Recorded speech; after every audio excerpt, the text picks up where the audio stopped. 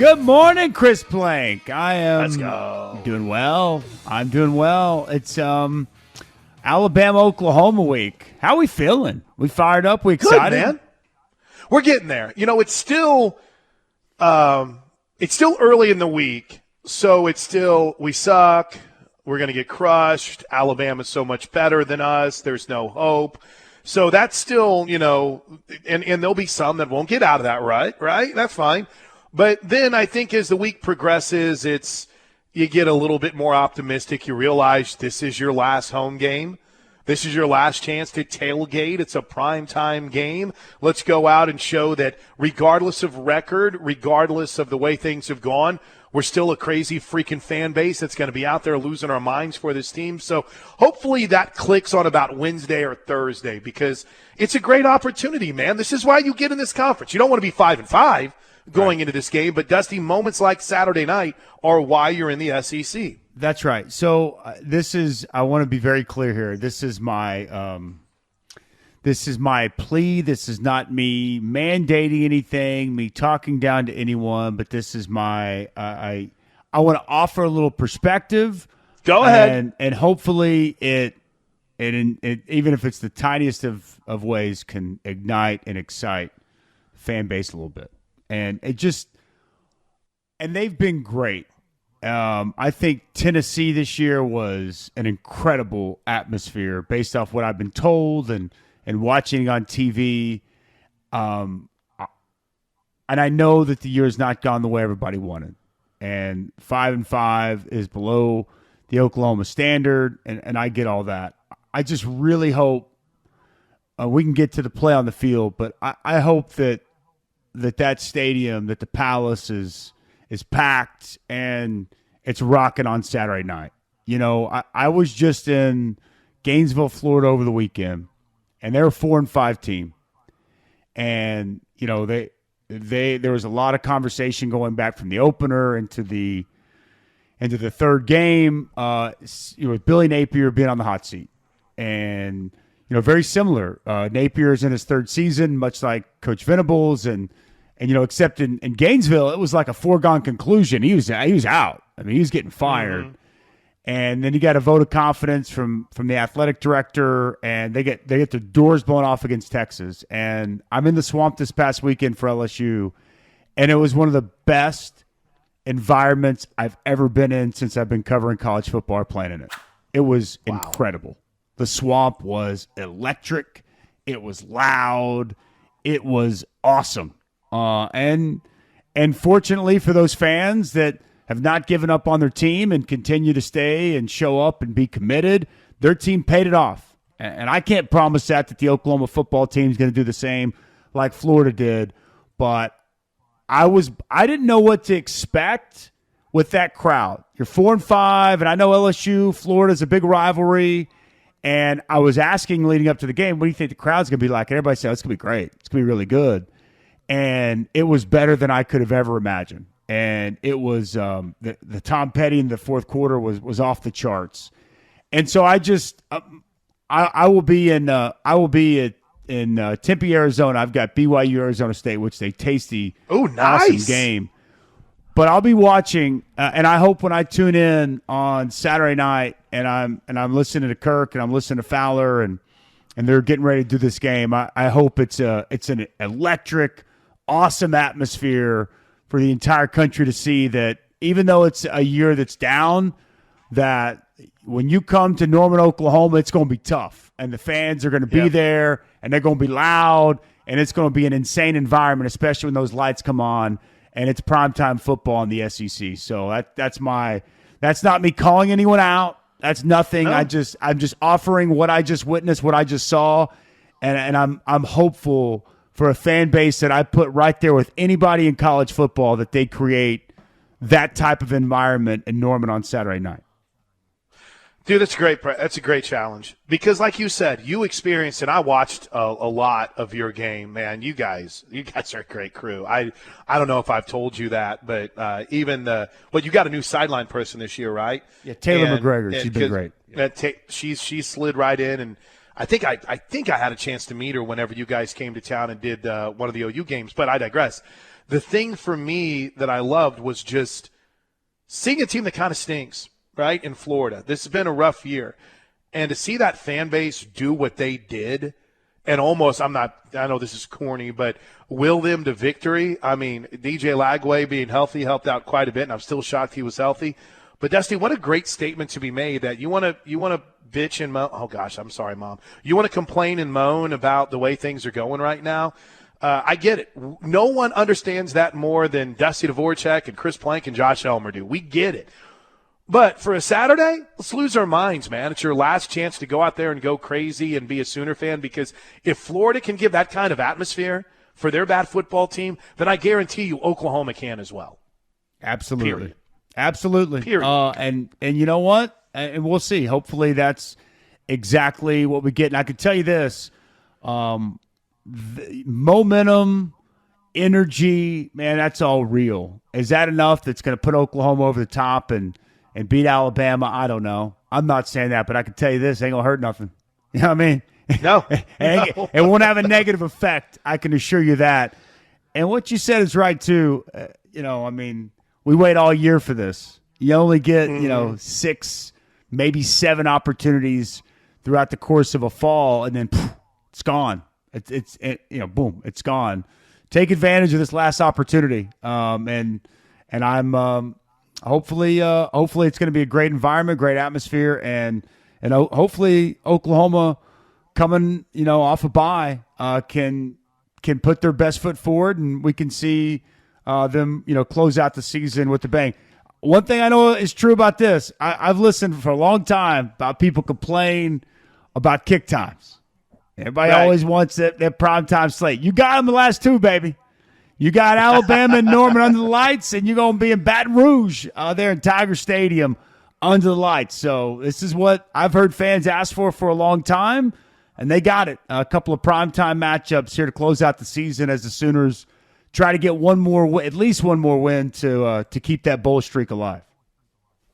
Hey, we got a lot to get to. I've got a piece of audio I want to play for you in our second segment, but let's just go here. First of all, there's just no real easy way to talk about it, but your coach and what your former coach and what his wife's having to go through right now, Dusty, just heartbreaking stuff, man. And you know Julie well, you know that family well, you know they're fighters, but it's got to be just the most painful thing to be in the spotlight and to have this pain and this fear, and you got to maintain like Brent Venables has been challenged to maintain. I'm glad he let us all in a little bit last night with what Julie is dealing with, but it's heartbreaking stuff, man. There's really no other way to put it.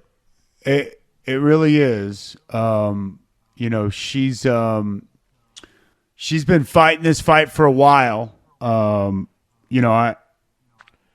don't know how long people have known or exactly what all has been put out, and it's not my place to. I just this resurfaced for a while now. Coach V and Julie, they've been dealing with this for all season, and you're never going to hear them complain.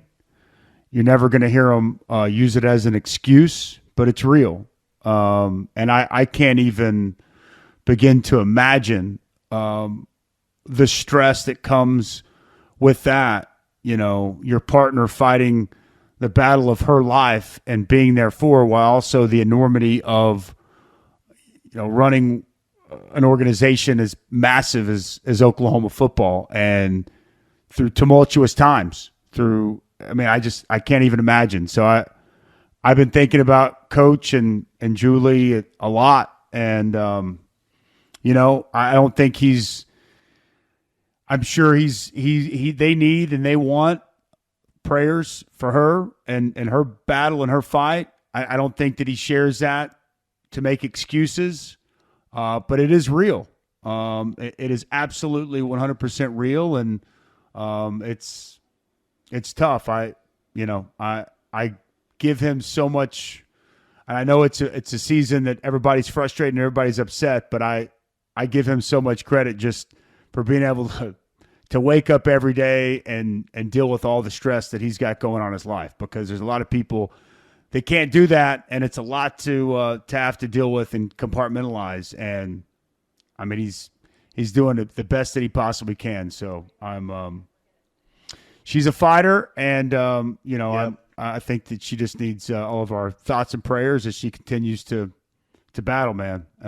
And yeah, Coach Venables doesn't really open that door very often, but just giving everybody a glimpse of kind of what's going on behind the scenes. It's very, very real, and it's very difficult what they're navigating through on a daily basis.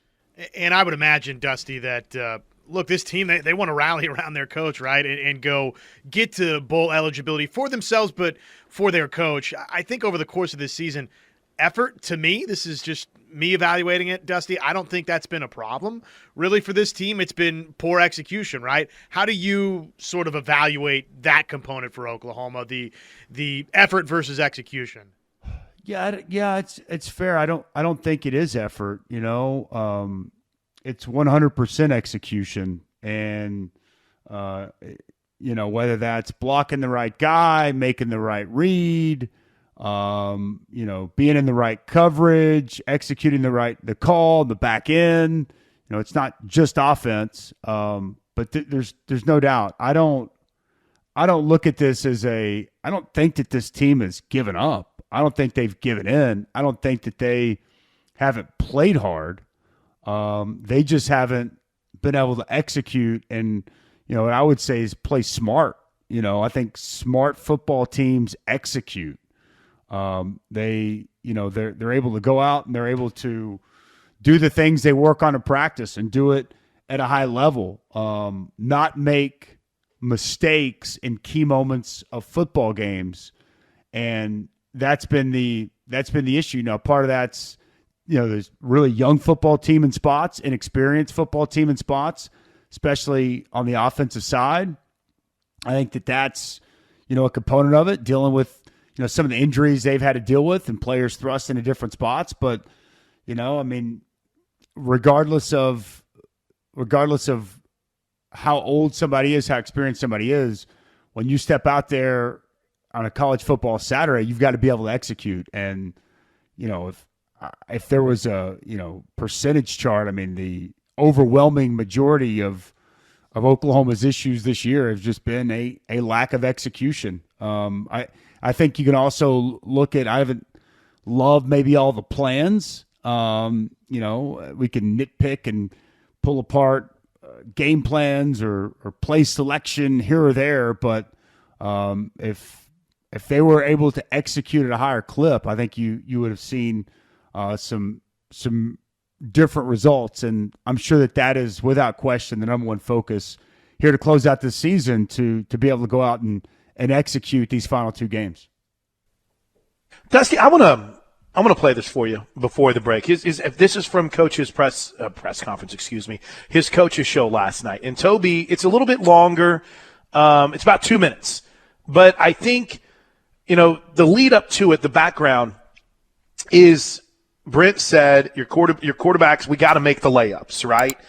And so Toby asked, hey, how's the quarterback situation looking? Thinking maybe we might get an answer on who's going to start. Didn't really get that answer. But I wanted to get your take on this whenever Coach kind of lays out what he means by layups at the starting quarterback position. Well, I think they learn from all of it, the good and the bad. It's not a lot of fun when you have to teach through failure, but that's the best opportunity to learn and grow and improve. So I think our staff has done a nice job of, looking at, that with our players, and certainly, I do that as well. So I'll take, the last week's game and go through the plays that maybe we missed, and I'll intercut it with, have one of our analysts intercut it with same play, same formation, same route, same defense. We'll do like 3 NFL clips, and we'll do 3 college clips. Just back to back to back. So now you're looking at 7 plays, our bad play, and then just, hey, look, what we're doing, what you're seeing, it's all the same. And watch them, again, execute, So I think that's a really good. It's an opportunity from a confidence standpoint. It's like, look, this isn't complicated. Look at several different quarterbacks, several different teams, several different defenses be exposed to these plays. Maybe we had a nice little arc screen and go off of a motion that got to a 3-by-1. It's a touchdown, and they got a 5-man pressure coming, and the stacked defender is give or take 6 yards, from us, and really 6 yards from the line of scrimmage, and we run it the right way, and it gets open within probably it's under 2 seconds. It works just like we hoped it would, and we take our eyes off of that back to the pressure, and so again, I think we put like 6 different NFL clips that runs the same exact, different ways to get to it. Maybe it's outside in and back out. Maybe it's across the formation. Maybe it's a orbit return. All the different ways, and the college play, same thing. And every one of them are wide open. You got Lloyd and Harry out there trying to communicate on the field and pass off the 2 receivers. And guess what happens? Somebody's wide open, and it happens a lot. And it happened there. But that's one example that we just got to be a little more consistent at making some of those. To me that's a layup. And timing was good. The play design was good. We got exactly the look that we wanted. Now you got to make people pay.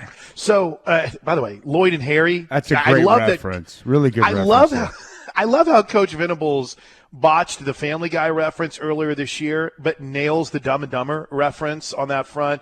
But in other words, so there you go, Dusty. Hey, our quarterback is missing this, so I'm going to give him 7 different times with the exact play, and this is how it should have and could have worked.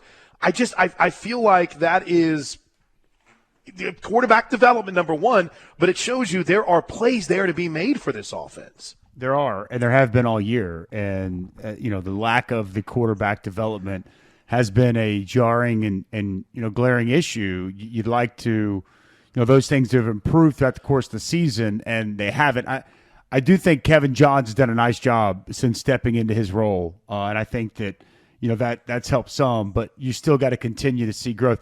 And it's funny, like, it's just a subtle thing, right? It's like taking your eyes off of where they're supposed to go for a moment. Having your eyes get drawn to the blitz, the pressure, instead of the route as it comes open is the difference between success and failure. It is small, subtle, little things, but that's the difference in, making a layup and it's a touchdown and getting it swatted right back in your face. It's like, oh, dang it, that should have been a touchdown, but I panicked because I'm staring at the pressure, and right. I didn't execute. All right, I'm glad you felt the same way on that. We'll take a break. Dusty Dvoracek is with us. Your questions next, plus playoff thoughts, because we get our 3rd edition of the 12-team playoff rankings tonight right here on the Ref. What's up, Sooner fans? This is all-conference safety Billy Bowman, and you're listening to the Ref, the home of Sooner fans. I heard you mention during the break, Dusty Dvoracek, that you had a chance to talk to Dan Mullen on your show Thursday, and I'll play what he said to you because, no offense, Danny Cannell tried to weasel in there and get him to Tallahassee in the middle of your conversation. But Dusty, you had brought up how you've been selling him to people in Norman and across the area as the offensive coordinator. Here's what Dan Mullen said when you asked him about it. Well, that's nice. I appreciate that. Let me know if they have a head coaching job open, and maybe we'll talk. That looks like y'all have coaches, though. They know what they're doing, but they can figure it out. But if they need me, maybe we'll see how that shakes out. If they need me, then maybe we'll see how that shakes out. But, Dusty, it really seems to me like he is hammered in on a potential head coach's job. Yeah, he is. Okay. He's I think that, and again, I wasn't trying to, sell anybody. Everybody just kept asking, what would you do? Yeah, that's right. And I think your answer is great. And my biggest thing is I would make Dan Mullen tell me no. Because right. I think, and again, I'd say previously, I don't know if I would have thought this way, but watching Chip Kelly, leave UCLA and go be the offensive coordinator at Ohio State, and just given the massive salary that some of these coordinator positions are coming with now, and maybe not quite as much of the burden that comes with being the head coach, I just thought, maybe there's at least a little intrigue. Very clear both on that interview as well as just kind of messaging with him. I think that he wants to get back into coaching at some point if the right opportunity presents itself, but it's as a head coach. So, and he's put himself in that position. And like I've said to you many a times, I had no clue if he would even entertain being a coordinator. And it sounds like he would definitely entertain being a head coach, but a coordinator does not sound like it's in the future plans for Dan Mullen. I think this is just me. This weekend, I don't know how much you were on X, Dusty, but I had the weekend kind of off. We didn't have an OU game, so I probably lived on it a little bit too much. So a picture from like 2 years ago made the rounds with Coach Venables, Coach Switzer, and Dan Mullen. And it was from a coaches convention a couple years ago. And that suddenly led to, because nobody really reads the fine print, it's like, Dan Mullen was in Oklahoma. And then, of course, it's like, well, yeah, he was calling the Tulsa game on Thursday night, right? And then that picture pops up. And I don't think – and so suddenly he's got the job. Dan Mullen's going to be the guy. And I think people just need to slow down. Do I think the offensive coordinator spot is going to be hired quickly? I absolutely do. And I don't doubt it's going to be a good hire. But I feel like people got a little over their skis with Dan Mullen, and I think that old picture was part of the reason why as well this weekend. I did not realize that was all the buzz on social media over the weekend, but I get it, and I'm sure. It's interesting because I think there's a lot of Sooner fans that would welcome that, would love that, and I think he'd make a great addition. I think he's that good of an offensive mind. There's also a lot to kind of push back or like, no, I don't think so. You're not going to have to worry about it because that's not going to happen. And I would agree with you. I would expect this hire to happen probably in a pretty quick fashion when the season is over. I think you have to, given the timeline of everything that's about to take place. So I agree. And we've talked about the names, and there's, I think that a lot of the names that have been put out there that whether you and I have talked about with Gabe and Ted or other people have discussed, I'm sure several names being vetted, and I'm as anxious as anybody to see exactly what materializes with this hire. Dusty, obviously, I'm not a terrific businessman outside of maybe the game of Monopoly, but is there anything to publicly there like, I only want a head coach's job? That could drive up some bargaining chips, I would think, if I'm Dan Mullen. Look, I mean, anything is possible, right?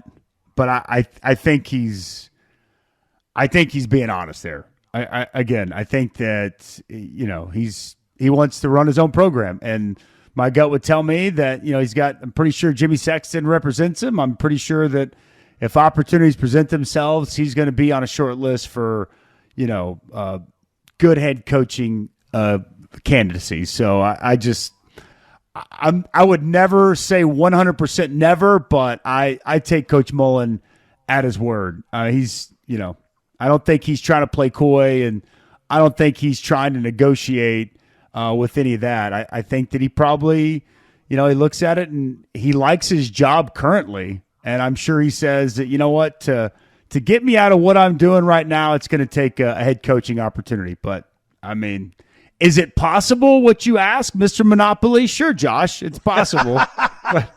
but I think he's being pretty genuine and being pretty honest with that assessment.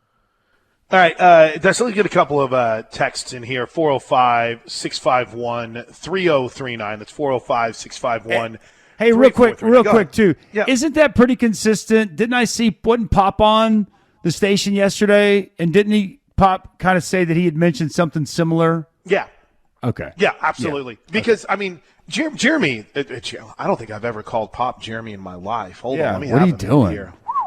Jeremy Sorry, Poplin. You know, it's very serious Yeah, it's now. Pop. Like, I mean, what am I doing right now? you guys did a show together forever, right? Did you ever call him 18 Jeremy? years. Yeah, no, never. And I think the only time was whenever it was like a real serious moment. It's like, Jeremy, you okay? I think that's the same way whenever it'd be like with me. It'd be like, Chris, what's going on? Like, whoa, what's happening here?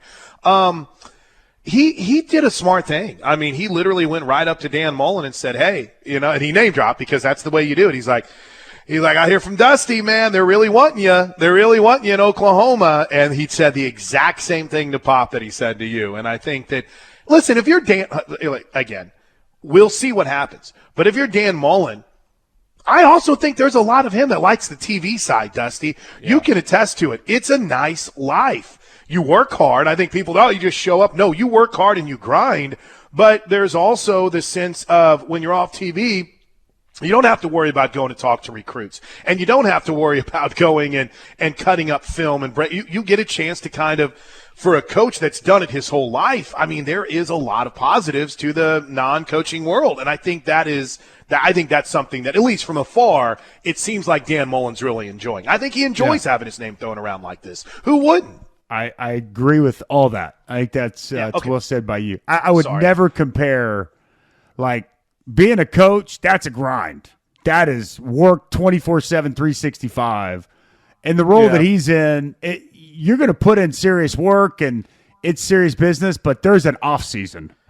And it's just, it's not even really comparable. So I'm not saying that he's going to do that forever, but I do think if it's going to take the right opportunity, because he seems, I think both publicly and privately, very happy with the way things are going right now. And he does a great job for ESPN. Yeah, Spartan Sooner has a good text here for you. He writes, does Dusty feel like they're just going to keep with Arnold and try to push through the end of the season with him? And as long as he doesn't throw passes like he did in the first half of the Tennessee game, then they'll stick with him. What's your gut telling you after what we listened to, Dusty, about that quarterback situation at OU? It's a great question. Look, I got to be honest. I would be totally fine with playing both guys. And I'm typically not a multiple quarterback guy, but I mean, Michael Hawkins, I wouldn't just completely slam the door shut on him. I mean, last time, I know he played a little bit late against Maine, but really the last time we really saw him was, 5 minutes into South Carolina, and it was like, oh boy, we got to pull the plug on that. I mean, I think that it would not surprise me if we saw both guys. And I think that, Jackson Arnold's been given a lot of opportunities. And I thought at Ole Miss, we saw some signs, especially in the first half, him taking steps in the right direction. I think that obviously against Missouri, there was some regression there, right? I think that's fair to say. I don't know what they're going to do. I really don't. But I'm honestly like, would you say going into next year that Jackson Arnold's a starting quarterback? I wouldn't. No. I think that should be an open competition. So if that's an open competition, I don't know. Do you allow Michael Hawkins an opportunity to try to step in and make an impact on the game? The only SEC game that they won this year was a couple of pretty big plays by Michael Hawkins. So, and again, against Texas, he was overwhelmed. Against South Carolina, I don't think all that's his fault, by the way, because I don't think he should ever been playing this year anyway. I don't think that was part of the plan, and he was kind of thrust into that spot against Tennessee, and really it's kind of been the issue of the year at the quarterback spot is the turnovers. And I don't think either guy has shown you the trust that, they can take care of the football. There was a stretch when I thought Michael did a good job of that. And obviously we've seen both guys, though, have their issues with turnovers. But this is kind of anti-me typically. I am typically a pick a quarterback, go with that guy. I got to be honest. I'm to the point where I kind of think both guys deserve an opportunity to show what they can do. Unless the coaching staff sees in practice and truly feels based off everything they've seen, there is one guy that clearly gives us the best chance to win. Well, if that's the case and they have conviction with that, then you play that guy. But I haven't seen that, and I honestly don't know which guy I think gives them a better chance to win. So then on that note, I think I asked you this maybe a month and a half ago, or Plank asked you this a month and a half ago. If you have any inkling, or maybe these conversations have already happened, that one or both are not coming back. Oh, they're happening. Those conversations are happening. Okay, so there's no doubt. With that as the backdrop, then do you factor that in to who you play versus Alabama versus LSU? Because I think it's important, right? Best guy that gives you the best chance to go win the game, sure. But if you have an inkling that one or both are not coming back, does that factor into now the decision, these final two? It probably has to. Should it? No.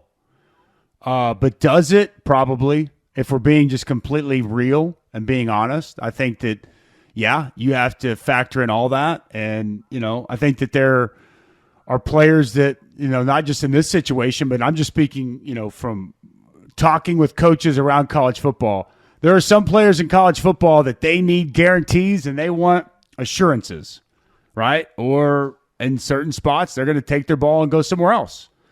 And so you're put in really tough spots, whether it's this situation or just a lot of situations around the country.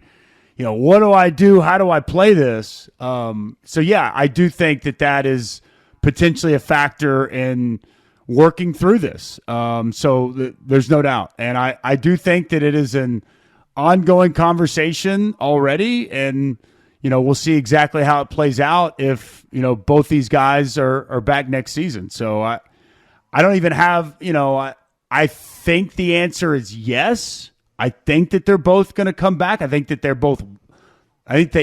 that they want them both to come back. Will they both come back? We'll see. But I definitely think that is potentially a factor in doling out, playing time here these last couple of games. Hey, Dusty, I'll let you go on this. Hope that wasn't too vague, Josh.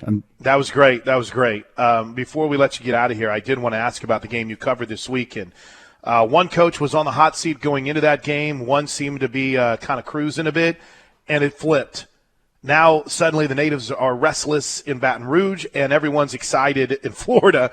How hot is the seat for Brian Kelly, man? Is it concerning right now, or is he going to be fine? I mean, I think that I don't think it's hot like he's about to get fired. I think that anytime you don't win, I think fans get very frustrated and upset. Think about, Brian Kelly's had back-to-back 10-win seasons. Okay, right. Going into that game the other day, I don't know if it still holds true, but he had the third most SEC wins over the 3 years since he's been there. So only short of Bama and Georgia. I know that the previous three head coaches all won national championships, and that's the expectation at LSU. That's the expectation of going and getting Brian Kelly from Notre Dame. No question. Right. And losing 3 straight, having 4 losses, he is already falling short of expectations. I believe the buyout is like $61 million I saw. Ooh.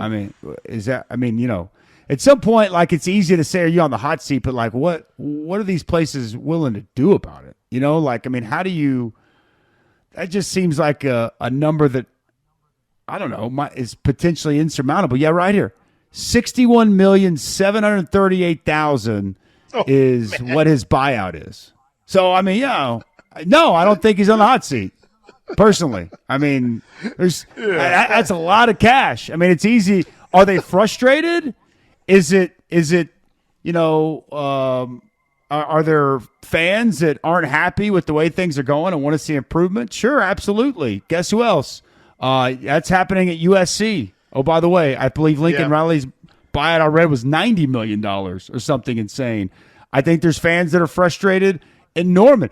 Like you said in Florida, Billy Napier, they were ready to run him out of town after the opener. And now all of a sudden how quickly things have changed, and now there's all this optimism for the future there. The reality is everybody wants to win. And if you don't win and you don't win quickly, everybody wants that coach out. But there's stress in Baton Rouge right now, but I don't think Brian Kelly is particularly on the hot seat here to close out this season.